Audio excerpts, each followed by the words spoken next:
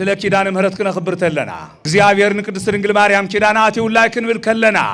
ቃል ዓለም ቀልዳ ቀልድ ዝመስሎም ሰባት የለው እንዲዮም አለው ዶ እግዚአብሔር ይነግረና አሎና አዳምጾ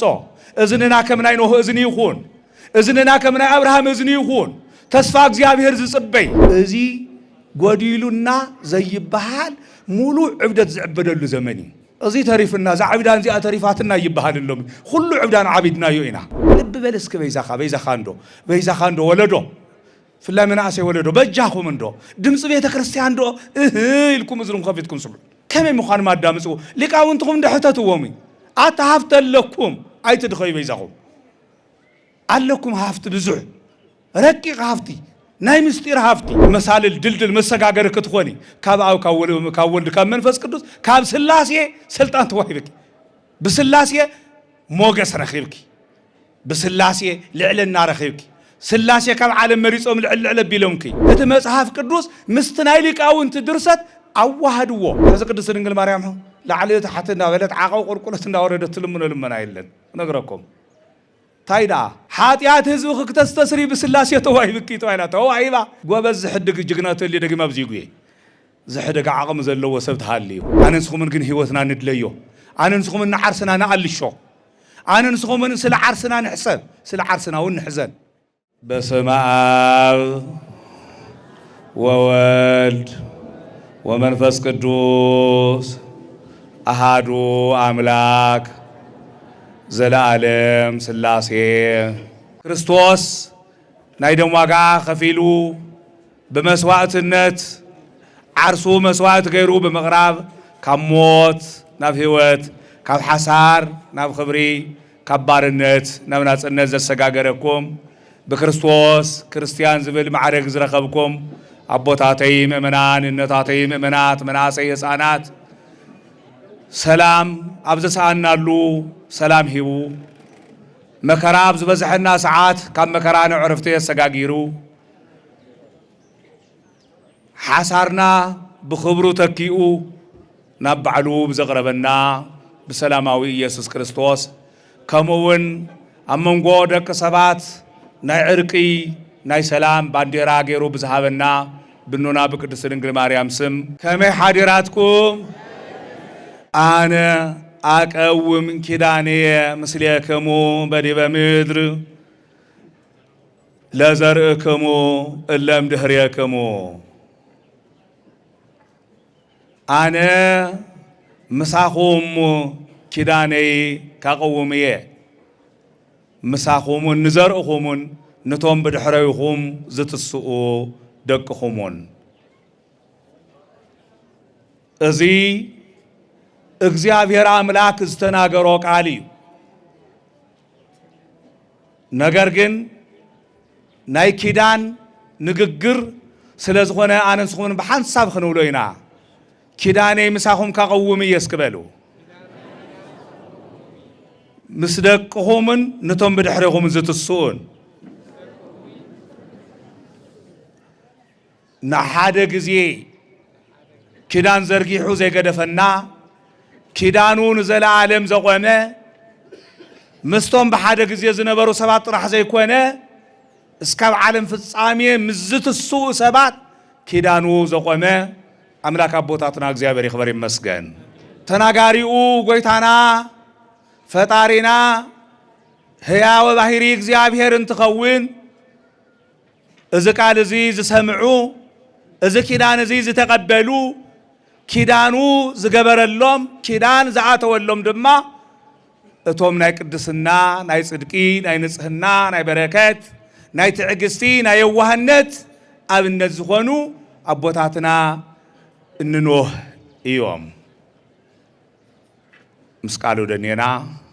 ስማዕኩም ደሎ ምስቲ ደግ ሰብ ምስ ኖህ እግዚአብሔር ኪዳን ገይሩ ምስ ደግ ሰብ ምስ ኖህ እግዚአብሔር ተነጋጊሩ እስከ እግዚአብሔር ንኹላትና ካነጋግረና ቅዱስ ፍቃድ ይኹነና ዝሰምዕ ዝንግን ይህልወና ዶ እግዚአብሔር ክናገር ከሎ ዝሰምዕ ዝነለና ዶ ዝሰምዕ ዝንኒዮ ርግፀኛታት ዲኹም ኖህ እግዚአብሔር ክናገር ከሎ ዝሰምዕ እዝኒ ነይርዎ እግዚአብሔር እንታ ክናገር ይኸውን ኢሉ እዝኒ ይኸፍት ነይሩ ካብ እግዚአብሔር ዝመጽእ ድምጺ ይጽበይ ነይሩ ካብ እግዚአብሔር ዝመጽእ ሰላም ይከታተል ነይሩ ካብ እግዚአብሔር ዝመጽእ ምሕረት ተስፋ ይገብር ነይሩ ኣነንስኾመንስ ካብ ማሕበራዊ ሚድያ ዝመጽእ ድምጺና ንጽበይ ካብ ማሕበራዊ ሚድያ ዝመጽእ ህውከትና ንከታተል ካብ ማሕበራዊ ሚድያ ዝመጽእ ጸርፊ ኢና ነዳምጽ ድምጽ ቦታ ልብ ቦታትና ከምኡ ይነበረን ስለዚ ኩሉ ግዜ ልቦም ተደላዲሉ ህሊኖም ተስተኻኺሉ እግዚአብሔር እንታ ክናገር ይኸውን ኢሎም የዳምጹ ስለዝነበሩ ካብ እግዚአብሔር ዝሰምዕዎውን እቲ ሕዚ ኣነ ንስኹም እንሰምዑ ዘለና ዓረፍተ ዘመን ዘይዓግቶ ብዚ ዘመን እዚ ተጀሚሩ ብዚ ዘመን እዚ ካብ ቅዕዩ ዘይበሃል ናይ እግዚአብሔር ድምጺ ዘይቕየር ንዘላለም ጸኒዑ ዝነብር እንሆ ኣብዚ ምድሪ እዚ ኪዳነ ከቐውም እየ ምሳኹምን ምስ ደቅኹምን ምስ ዘርእኹምን ምስ ዓልየትኹምን ምስቶም ብድሕረኹም ዝትስኡ ምስ ውሉድ ወለዶኹምን ኪዳነ ከቐውም እየ ክብሪ ምስጋና ንጎይታና ይኹን ስለዚ ዓለም ቅጽዓት ይግበአካ እዩ ተባሂሉ ክቕጻዕ እንተሎ ዓለም ጥፍኣት ይግበአካ እዩ ንጥፍኣት ብቑዕ ኢኻ ተባሂሉ ክጠፍእ እንተሎ ሸሞንተ ርእሱ ክተርፍ ዝኸኣለ እቲ እዝኑ ንእግዚአብሔር ጥራሕ ዝህብ ዝነበረ ቅዱስ ኣቦ ኖህ እዩ ኣብ ዘፍጥረት ምዕራፍ 9 ኣብ ቁጽሪ 5 ንረኽቦ ኢና ናይ ትምህርትና ርእሲ መልዕል ገይርና ንነጋገር ዘለና ካብ ፍጥረት ዓለም ጀሚርና እስካብ ሕዚ ዘለና እዮ ናይ እግዚአብሔር ኣመጻጽኣ እግዚአብሔር ምስቶም ቅዱሳን ዝገብሮ ዝነበረ ውዕሊ እግዚአብሔር ምስ ቅዱሳን ዝገብሮ ዝነበረ ኪዳን መዓዘ ጀሚሩ ኣበይ ተወዲኡ እስኪ ንረእዮ ብርሃነ ዓለም ቅዱስ ጳውሎስ ንገላትያ ምእመናን ኣብ ዝጸሓፎ መልእኽቱ ገላትያ ምዕራፍ 3 ቁጽሪ 17 ክንርኢ ከለና እብል እንከ ዝንቱ ኪዳን ጽኑዕ ዘእምሃበ እግዚአብሔር እንሆ እዚ ኪዳን እዚ ብእግዚአብሔር ወገን ጽኑዕ እዩ ብእግዚአብሔር ወገን ዝተገበረ ኪዳን እንሆ ጽኑዕ እዩ ካብ እግዚአብሔር ዝተረኸበ ኪዳን ዝሃስስ ዝቕየር ሰዓት ዝግድቦ ዘመን ዘብቅዖ ኣይኮነን እንሆ ጽኑዕ እዩ ይብል ቅዱስ ጳውሎስ ንኣብርሃም ተስፋ ሂብዎ ነይሩ እስማ ሰፈዎ እግዚአብሔር ለአብርሃም ወይቤሎ ለከ ወለዘርእከ ወይቤሎ ለከ ወለአዝርእትከ ከመዘለ አሃድ ወአኮ ከዘለ ብዙሃን ዘእንበለ ከመዘለ አሃዱ ዘውእቱ ክርስቶስ እዚ ኪዳን እዚ ጽኑዕ እዩ አብርሃም ንዓኻን ንዘርእኻን ኢልዎ እምበር ንዓኻን ንኣዝርእትኻን ኣይበሎን እሞ ንከም ብዙሓት ገይሩ ዝሃቦ ኪዳን ዘይኮነ ከም ሓደ ቀዋሚ እዩ ኪዳን ሂብዎ እቲ ሓደ ናይቲ ቀዋሚ ኪዳን መግለፂ ዝኾነ ድማ እንሆ ክርስቶስ ይብል እንሆ ክርስቶስ እዩ ክርስቶስ ካብ ዘርአ አብርሃም ተወሊዱ እዩ ንዓይናኹምን ዘድሐነና ካብ ዘርአ አብርሃም ዝተረኸበት ድማ እታ ኣብዚ ዓለም እዚ ዝመስላ ኣብዚ ዓለም እዚ ዝተኻኸላ ኣብዚ ዓለም እዚ ዝወዳደራ ኣብዚ ዓለም እዚ ዝቀራረባ ዘይተረኸበላ ሓንትን ከም ባንኸል ደቂ ኣንስትዮ ዝተመረፀት መን እያ ኣይስምዐንን መን እያ እስከ ሓደ ግዜ መስግንዋ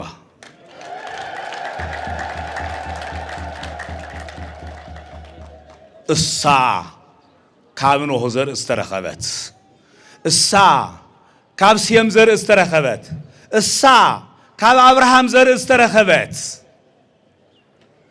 እግዚአብሔር ምስቶም ኪዳን ዝኣሰረል ካብቶም ኪዳን ዝኣሰረሎም ካብቶም ኪዳን ዝተወዓዓለሎም ካብቶም ፍጹም ጽኑዕ መሓላ ዝመሓለሎም ቅዱሳን ኣቦታት ዘርኢ ዝተረኸበት እሳ መን ቅድስት ድንግል ማርያም ቅድስት ድንግል ማርያም እዚኣ እያ ምሳኹም ኪዳነ ከቐውም እየ ካብ ዘርእኹም ካብ ዝተረኸበት ካብ ኣካልኹም ካብ ዝፈረየት ካብ ቅድስት ድንግል ማርያም ተወሊደ ንዚ ዓለም እዚ ከድሕኖ እየ ክብል ከሎ ገና መጀመርያ ናይ ዓለም ጥፋት ገና መጀመሪያና አዳም በደል ገና መጀመሪያና ሔዋን ስህተት ዝተዋሃበት ተስፋ ሳመን ቅድስት ድንግል ማርያም ሳ ካጓልጓልካ ተወሊደ በመስቀል ተሰቂለ ሞይተ ተስየ ቤዛ ሆይነ ከድሕነካ እየ ዝብል ገና አዳም መጀመሪያ ካብ ገነት ክባረር ተሎ ሒዝዋ ዝወፀ ናይ ስንቂ ተስፋ ናይ ተስፋ ስንቂ እሱ ይትኪዳን እሳ እያ ንኖሁን ዝተዋሃበቶ ሊቁ አባ ሕርያቆስ ክነግረና እንተሎ ወታቦት እንተባቲ ወታቦት እንተኖ እንተባቲ ድህነ እምኩይ አይ ቡራኬሁ ለሴም ወክፍል ሎቱ ተናግድወቱ ለአብርሃም ካብ ክፉ ናይ ጥፍዓት ማይ ዝደሓነልክ ናይ ኖህ መርከብ ንስኺኺ ናይ ሴም ናይ በረከት ዕድሉ ናይ በረከት ዕፅኡ ናይ በረከት ክፍሉ ንስኺኺ ሴም ክምረቕ እንተሎ አቡኡ ክምርቆ እንተሎ አቡኡ ዝምርቆ ውላድ አለ ደሎም ይህሉ ደኸው ኣብ መብዛሕትና እኒው ደንምርቆም ብሩኽን ዝወደይ ጽቡቕ ናይ ምርቃት ቃላት መራሪፅና ንድርድረሎም ብወዱ ሕጉስ ዝኾነ ኖህ ናቡ ንወዱ ንሴም ክምርቆ እንተሎ ለይህድር እግዚአብሔር ውስተ ቤቱ ለሴም እግዚአብሔር እንዳሴም ይሕደር እግዚአብሔር እንዳሴም ይዋረስ እግዚአብሔር ካብ እንዳሴም ይረኸብ ኢሉ መሪቕዎ ነይሩ በረከት ኖህ ኣብ ሴም ክሓድር ተሎ ኖህ ንወዱ ንሴም ክምርቆ እንተሎ ቅድስት ድንግል ማርያም ኣብ ኣካል ኖህ ኣብ ኣካል ሴም ነይራ እያ እሞ ካብ ናታቶም ኣብራኽ እትኽፈል ካብ ናታቶም ኣብራኽ እትምዘዝ ስለ ዝኾነት ብበረከት ምስኦም ነይራ እሞ ስለዚ ናይ ሴም በረከቱ ዕድሉ ንስኺኺ ኢሉ ሊቁ አባ ሕርያቆስ እግዚአብሔር እንዳሴም ይሕደር ተባሂሉ ካብ እንዳሴም እግዚአብሔር ከም ዝውለድ ተነጊሩ ካብ ዘርኢ ሴም አብርሃም ተረኺቡ ናይ አብርሃም ጋሻ ቀበል እንተሎ ጋሻ ካታናግድ ከሎ ዝጠመየ ከብልዕ ፀመ ከስቲ እንተሎ ብጸጋ እግዚአብሔር ምስኡ ነይሩ በበረከት ብጸጋ በተስፋ ቅድስት ድንግል ማርያም ኣብ ኣካሉ ነይራ እግዚአብሔር አቀዲሙ ንአብርሃም ተስፋ ተወልውን በዘርእከ ይትባረኩ ኩሎሙ አሕዛብ ምድር ናይዚ ምድር እዚ አሕዛብ ኩሉ ብናትካ ዘርኢ ክባረኹ እዮም ኢሉ ካብ ዘርኢ አብርሃም ካብ ዝተረኸበት ካብ ቅድስት ድንግል ማርያም በዘይ ዘርኢ ዝተወለደ ሕያው ባህሪ ክርስቶስ ተረኺቡ ዓለም ኩሉ ስለ ዝባረኽ ስለ ዝቅድስ ብዘርእኻ ናይ ምድር አሕዛብ ክባረኹ እዮም ዝብል ንአብርሃም ተስፋ ተዋሂብዎ ነይሩ ተስፋ እዚ ተፈጺሙ ዶ ይተፈጸመን ተፈጺሙ ዶ ስለዚህ ቅዱስ ጳውሎስ ታይሉ እዚ ኪዳን እዚ በእግዚአብሔር ወገን ጽኑዕ እዩ በእግዚአብሔር ወገን ዘይጥለም ዘይሕሰው ቃሊ ንዘላለም ጸኒዑ ዝነብር እዩ ኢሉ ከምኡውን ናይዚ ቃል እዚ መረጋገጺ ናይዚ ቃል እዚ ምስክር ንዕብራውያን ምእመናን ኣብ ዝጻሕፎ ቅዱስ ጳውሎስ ምስክሩ መሰረቱ ብቅድሚኡ ዝነበረ እቶም በሕገ ልቦና ዝነበሩ አበው በሕገ ኦሪት ዝነበሩ ነቢያት በሕገ ኦሪት ዝነበሩ ካህናት አብነት እንዳገበረ እሶም ምስ እግዚአብሔር ዝነበሮም ርክብ እግዚአብሔር ንዖም ዝገበረሎም እግዚአብሔር ንዖም ዝሃቦም ተስፋ እግዚአብሔር ምስኦም ዝገበሮ ኪዳን እንዳሐሰበ እግዚአብሔር ኪዳን እዚ ንምፍጻም ከመይሉ መጽኡ ከመይ ፈጽምዎ ከመይ ከድሕንና ኢሉ እንዳጣቀሰ ምሁረ ኦሪት ስለ ዝኾነ ቅዱስ ጳውሎስ እቲ ኦሪት ስለ ዝፈልጦ ኦሪት እናጠቀሰ አብነት እናገበረ ስለ ዘምህር ስለዚ ሕዝውን ዕብራውያን እስራኤላውያን ቤተ አይሁድ እቲ ኦሪት ስለ ዝፈልጥዎ ምስ አብርሃም ዘለዎም ርክብ ደቂ አብርሃም ኢና ዝብሉ ስለ ዝኾኑ ስለዚ ተስፋ አብርሃም ከመይ ተጀሚር ከመይ ተፈጺሙ ክነግሮም እንተሎ ብምስክርነት ከረጋግጸሎም እንተሎ ቅዱስ ጳውሎስ ነቶም ናይ ኢየሩሳሌም ነበርቲ ነቶም ዕብራውያን ኣብ ዝጻሕፎ መልእኽቱ ምዕራፍ 6 ካብ ቁጽሪ 17 እውን እዚ ኢሉ እዚ የረጋግጸሎም እግዚአብሔር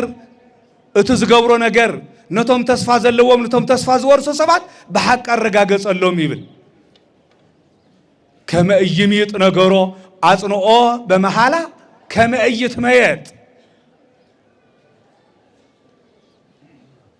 ወይት ካህል ይታሰው ቃለ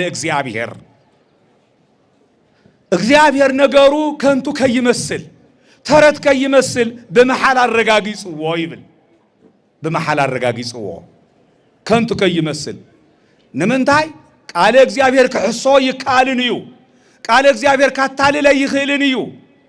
ቃለ እግዚአብሔር ምሳሌያው ከሆነ ይኽልንዩ ቃለ እግዚአብሔር አማናዊዩ ቃለ እግዚአብሔር ሐቃዊዩ ቃለ እግዚአብሔር ተነግሩ ዝተርፈ ይኮነን ቃለ እግዚአብሔር በግዚኡ ዝፍጸምዩ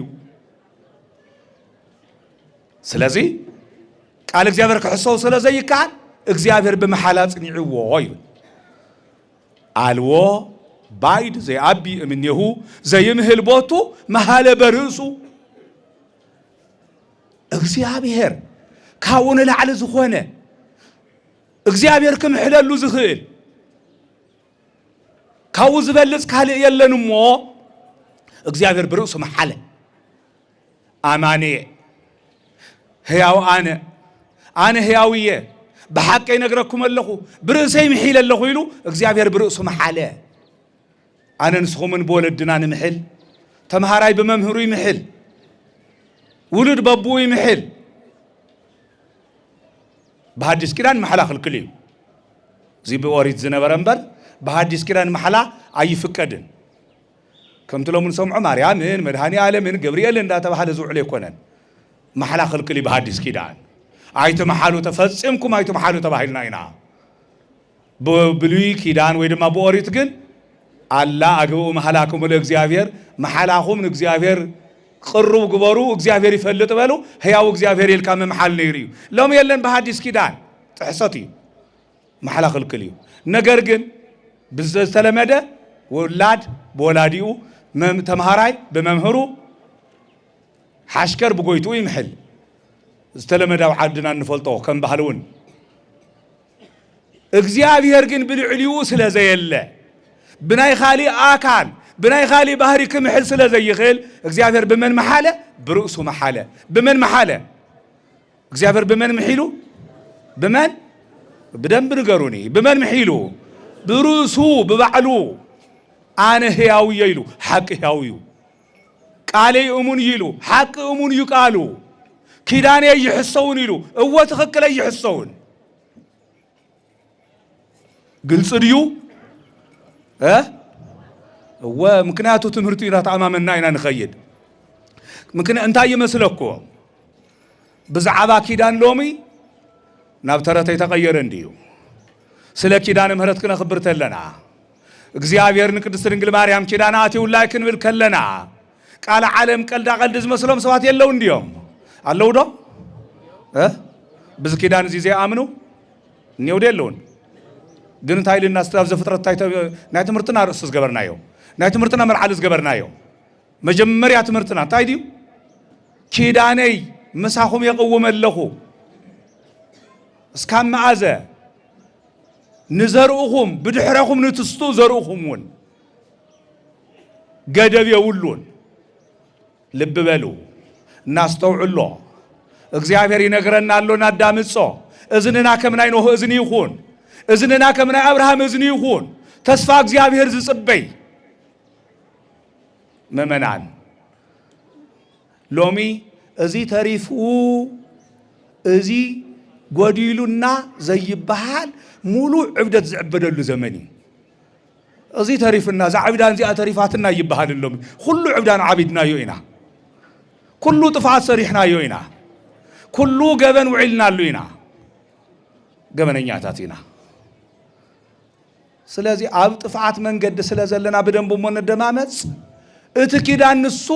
ንዓኹምን ንዘርእኹምን ብድሕረኹም ንዝትስእ ወለዶ ሁሉ ዘገልግል እዩ ይዝበለና ትቃል ንሱ ከብሎ ዝኽኣለስ ድሕር ሕዚ ምድሪ ብሞቕማየ የጥፍኣንየ ድሕር ሕዚ እንስሳት አራዊት ወዲ ሰብ ዝኾነ ሁሉ ኣብ ምድሪ ዝንቀሳቐስ ፍጥረት ሁሉ አየጥፍዎን እየ ኢሉ እግዚአብሔር ቃል ኪዳን ኣሲሩ እንሆ ትእምርተ ኪዳንና ኪዳን ምልክቱ ነው ቆይሞ እቲ ኪዳን እሱ አለ ድሕዚ የለን አለ የለን አሎ እግዚአብሔር በኪዳን በቃል ኪዳን ወሎ አንንስኹምስ አይጠለምናን ጠሊምና ዶ ይጠለምናን ጠሊምና አይና አጥፊና አይና ርሒቅና አይና በዲልና አይና ከይድና አይና ገስጊስና አይና ነውሕ ተጓዓይዝና አይና ካብ እግዚአብሔር እሱ ግን አቦቱ አሎ እሱ ግን በኪዳኑ ጸኒዑ አሎ ምክንያቱስ ኪዳኔ ምሳኹም ካቀውም ይይሉ ንኖ ምስደቁ ምሳኹም ካቀውም ይየ ንዓኹም ንዘርኡኹም ይሉ ዘርእኖ መንዲዩ መን ይዘርእኖ አንሕና ሞ እግዚአብሔር በቃሉ ኪዳን አሎ አንንስኹም እንመለስ ንእቶና ቦታና አሁን ረኸብ በቃል ኪዳን ወይ ንቀልድ ኪዳኑ ዘይጠለመ እግዚአብሔር ከይብቀለና ኪዳኑ ዘይረስዐ እግዚአብሔር ከይቀጽዓና አብ ኪዳን እግዚአብሔር ነሐሉ እትለሙ አንቲ ክንዝክር ተለና ለሙ አንቲ በዚ ተአኪብና በስም ቅድስት ድንግል ማርያም ጉባኤ ክነካይድ ከለና ክንዝምር እንተለና መስዋዕት ክነቀርብ እንተለና ኪዳን እግዚአብሔር ጽኑዕ እዩሞ እቲ ተማሊና ቦታትና ዝተገበረ ውዕል ንዓናውን ክጠቅመና ይልና ብምእማን እዩ እዚ አንተ ገይርና እግዚአብሔር ቅድም ሕዚ ስለ ዘይጠለመና ደጊሙነ ይጠልመናል ግን ይጽበየናሉ ናብ ኪዳኑ በኪዳኑ ክንመላለስ እግዚአብሔር ከንቱ ነገር ከም ዘይናገር እግዚአብሔር ዘይገብሮ አይናገርን ዝገበረው ነው እየተርፍን ስለዚህ ዝኪዳን እዚ ጽኑዕ እዩ ቅዱስ ጳውሎስ እግዚአብሔር ምሳኹን ካቆመ እዘለና ኪዳን ጽኑዕ እዩ ቅዱስ ጳውሎስ ደጊሙ አረጋጊጽልና ብሩሱ ይምሒሉ በኻሊይ መሐለን ኣብ ዘዳግም ኦሪ ዘዳግም ምዕራፍ 32 ኣብ ቁጽሪ 22 ክንሪ ከለና እምህል በየማንየ ወእብል ሕያው አልዎ ባይድ አምላክ ዘእንበልየ እምህል በየማንየ ወእብል ሕያው አነ ለዓለም ካባይ ወፃይ ካሊ አምላክ የለን የማናይ ኢዴል ዒለም ሕለለኹ አነ ዘለዓለም ሕያው የውን እብለለኹ ኢል እግዚአብሔር በሕያው ርእሱ ምሒሉ በሕያው ርእሱ ስለዚ መሐለ ቃሉን ሕያው ኮይኑ እስከ በዚ ሰዓት ዘብጽሕና አነ ንስኹምን በሕይወት እንነብረሉ አነ ንስኹምን ሕይወት እንዘረሉ ትማሊ ካብ ሲኦል ናብ ገነት ዝተሰጋገርናሉ ሕይወትን እቲ ኪዳን እሱ እዩ ከድሕነካ እየ ዝብል እታ መድሓኒት ኮይና ዝተመረፀት ድማ እንሆ አነ ንስኹምን እንፈትዋ ናይ ስጋና ቁራጽ ናይ ዓጽምና ፍላጽ ናይ ባህሪና መመክሒ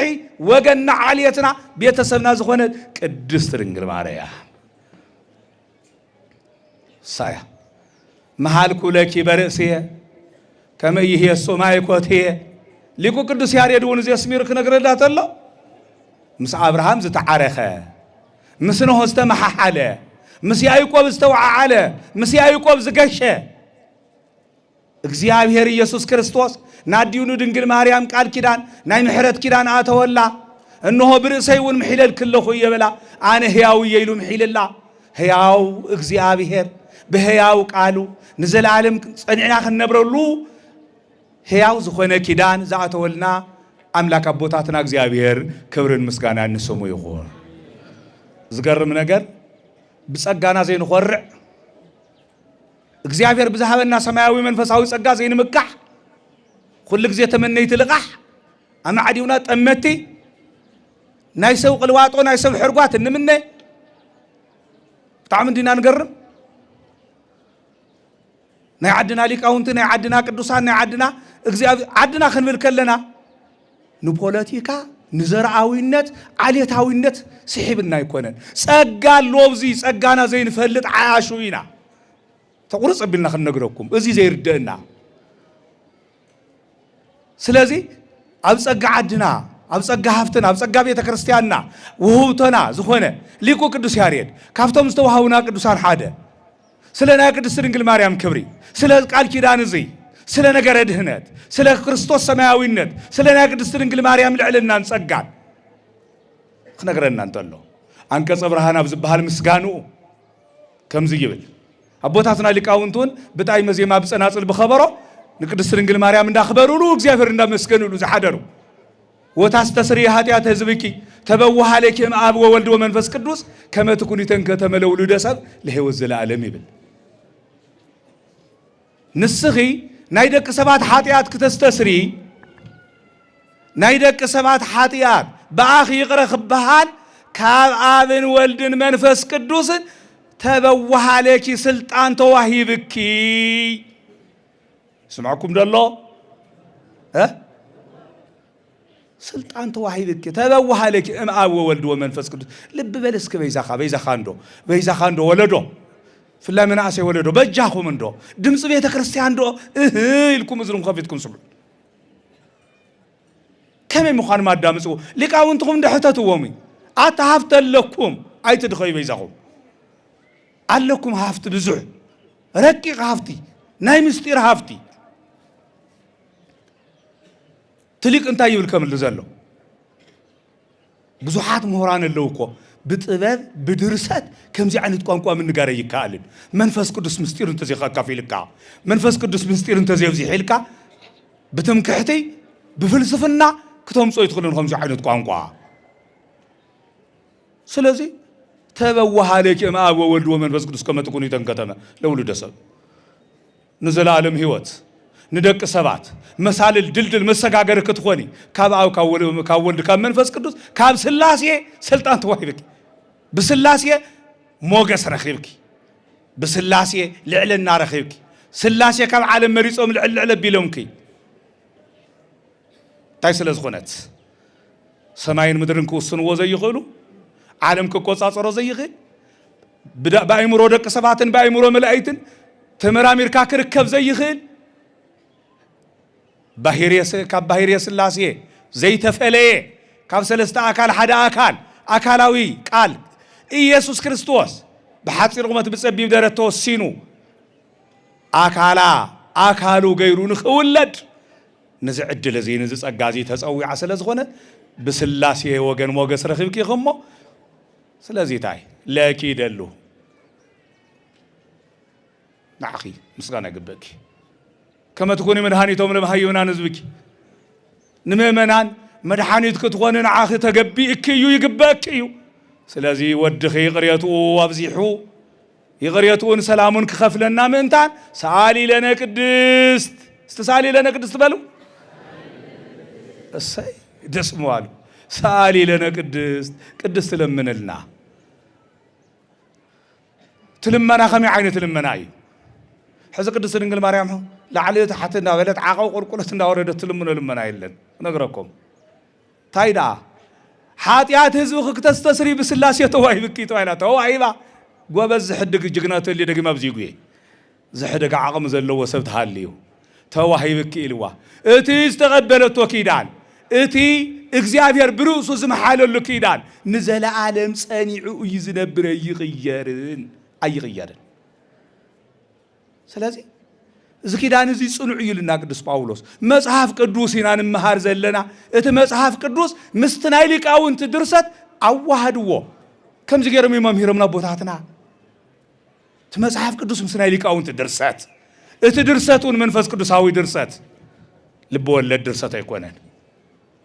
منفس قدس مرحو منفس قدس قلصو منفس قدس زناغرو منفس قدس زنبوبو منفس قدس زصحفو درست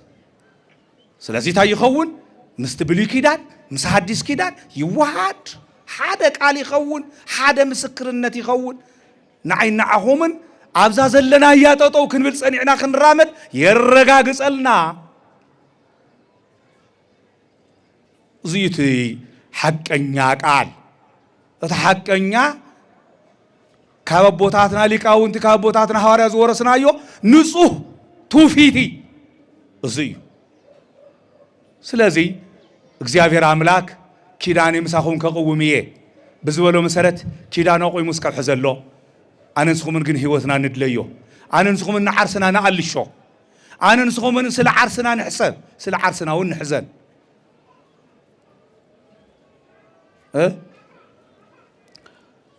أبوتاتنا زصحفولنا أبوتاتنا زستمهرونا دقنو هنا ندحريلنا نوح نمثل نوح زمسل أبوتاتنا خبر دق أبراهام هنا ندحريلنا أبراهام نمثل نا أبراهام زمسل أبوتاتنا خبر أبوتاتنا نصرف أبوتاتنا نقلل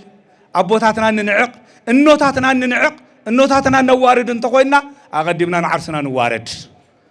نابعلنا حسار قلص نقبرو اسميت بفصم عاف زي نبب عمصا إلو لب أملاك نبي እግዚአብሔር ዳዊት عمص زناجر عاف بهم كخوني خعصو እዩ مآزة ناي فرد ساعات يقرر ስለዘሎ أمزازم عالم كوينا نينا مشان كمتم نبيات نبي خوينا بزم عالت زي خداية يبقى يبلكمون እግዚአብሔርን እታ ናፍጻሜ መዓልቲ ዝፈልጣ የለን ይሉ ስለዘቀመጠ እንበር እቶም ዝተጻሓፉ ምልክታት ኩሎም በጺሖም ንሪኦም ስለዘለና ሽዑ ተጻረፍቲ ስድታት ክበዝሑ እዮም ስለዝተባለ ከምቲ ቅዱስ ጳውሎስ ኣብ ቀዳማይ ጢሞቴዎስ ምዕራፍ 4 ቁጥር 1 ጀሚሩ ተጻሓፉ ተጻረፍቲ ስድታት ስድነት ከም ሰምዑ ዘለኹም ግን ካብ ምድርስ ካብ ሰማይ ካብ ዓለም እስካብ ጫፍ ዓለም ከም ተዝበልኩኹም እዝንና ከምንና ይኖህ ናይ እግዚአብሔር ኪዳን ከይጽበ ናይ ዓለም ዚ ጸርፍ ተጸባይ እዝንኒና ከም ተዝበልኩኩም ዓንቶ حق انت تناغر كاون سمي زوهابك ነገር ግን ሰብ ክብለን ይልካ እግዚአብሔርን ሰብን ጸሎ ስራሕ አይተስራሕ እንበር ሰብ ክብለን ይልካ ፈሪሕካ ተገድፉ حق ግን አይህሉን ሰብ ክብለን ይልካ ፈሪሕካ ተገድፉ حق የለን ሰብ ክብለን ይልካ ፈሪሕካ ተገድፎ ጸያፍ ነገራት መልዩ ስለዚህ ሰብ ልባም ከስተውዕል እዩ እቲ ሰነፍ ብዘለዎ ቅጽል እዩ ስለዚህ بخمزي عينت كيدان زنبرنا እግዚአብሔርግዚኡን نحلوه زتقبره كتس زموته كحيو زحممه كفوس زطفأ كركب زعانوه كهدس كله حيل እግዚአብሔር سلطان እግዚአብሔሪ እግዚአብሔር ክሰርሕ ከለ ደማ ሰባት እንዳመረጸ ኣብ ሰባት ሓዲሩ ይስርሕ ይሰርሕ እሞ بكيدانو ዘሎ አምላክና ቅዱስ እግዚአብሔር كيداني مساخوم كقوم يبزبلنا كيدانو مسانا قويمو يزلو حزون او عيل زحدر صحي زوص صراح يبلنان مغبار يبلنان كم እግዚአብሔር كيدان ግን ተጠውይልናልና كم ናይ ቅድስት ድንግል ማርያም የዋህነትን ትዕግስትን እግዚአብሔር ብዛሃባ كيدانو ስለዘይጠለመ حلف እንዳልና ማርያም እንብሎ እግዚአብሔር በዲኻ በወላዲትካ ብተን استشከመካ ማህፀና ብዛሐዘለካ ዝባና ብዛሐቆፋኻ እዳዋን እገራን ብዝዕባያኻ ጥባታን አካላታ ህዋሳታ ናጸዋዕናን ልምነካለና እሞ ስለዚህ ዝተናገርካዮ ዘይተዓጽፈ አምላክና ምሕረትካን ጸጋኻን ኣብዚሕኻ ክትምልከተና ፍቃድካ ይኹን ንበለኹላትና